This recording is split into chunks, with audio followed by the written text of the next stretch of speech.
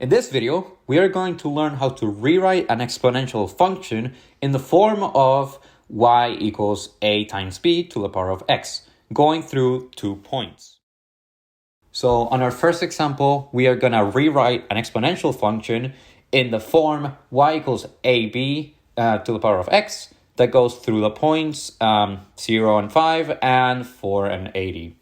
And the way we're going to do this is by using our formula y equals a times b to the power of x. So first you want to plug in the first set of numbers that we have, which is 0 and 5, into their respective spots. And that's basically going to give us 5 equals a times b to the power of 0. And if we simplify the b to the power of 0, that's going to give us 1, in which multiplying something by 1 is completely useless, so we can just take it out. And it's basically going to give us 5 equals a. Knowing this, we can get the other point by using the same equation, except we're going to plug in 5 into a. And if we plug in the other points, it's going to give us 80 equals 5b to the power of 4 by plugging 4 into x and 80 into y. And once when we're simplifying this, we're going to divide it by 5, and then we're going to simplify the 4, in which, taking it out, it's going to give us b equals 2. So knowing both a and b, we can rewrite the original equation, and we get y equals 5 times 2 to the power of x, and that's our final answer. On our next example, we are going to rewrite an exponent function in the form y equals ab to the power of x that goes through the points 1, 4, and 2 and 100. So using the same equation, we can plug in the first point and get 4 equals a times b to the power of 1.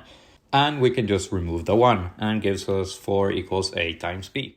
Now, knowing that 4 equals a times b, we can use it on our next equation where we plug in the second point, now that we have 100 equals a times b to the power of 2. So when we try and simplify this, we can actually divide, and when we try to divide by ab, we can actually divide it by 4. So, and when we simplify ab squared, we can take both the ab's, and we can get b from this. So when we divide 100 by 4, we can get that b equals 25. So knowing the value of b now, we can plug it back into our equation, and that's going to give us 4 equals 25a. So once we rewrite the equation as a way to simplify for a, we get that a equals 4 over 25. Knowing both the value of a and b, we can rewrite the final equation into y equals 4 over 25, which is a, 25, which is b, to the power of x. And that's our final answer.